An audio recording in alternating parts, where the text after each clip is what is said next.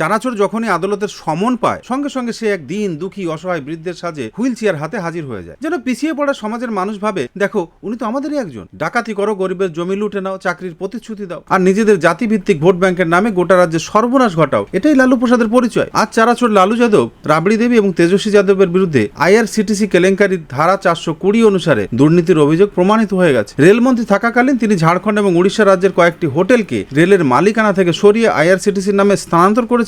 এরপর রাবড়ি এবং তেজস্বীর কোম্পানিগুলোকেই সেই হোটেলের সঙ্গে চুক্তি করা হয় আর টেন্ডারে বিপুল পরিমাণ টাকার কারচুপি করা হয়। তাই যখন তেজস্বী বলে সে বিহারের প্রতিটি পরিবারকে একটা করে সরকারি চাকরি দেবে, তখন আসলে সে গরিবদের জমি দখল করার ল্যান্ড ফর জব যে ষড়যন্ত্র তার কথাই বলছে। নবম শ্রেণী ফেল, বেকার, অপরাধে জড়িত এক মুখ্যমন্ত্রীর অযোগ্য পুত্র গোটা বিহারকে চাকরি দেবে, এই কথাটা প্রচন্ডভাবে হাস্যকর এবং বিভৎস।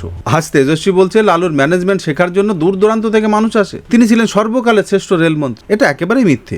আর যদি সত্যিও ধরে নেওয়া হয়, তবুও কি তাতে টেন্ডারে দুর্নীতি, ল্যান্ড ফর জব কেলেঙ্কারি এবং গবাদি পশুর চারা চুরির লাইসেন্স পাওয়া যায়?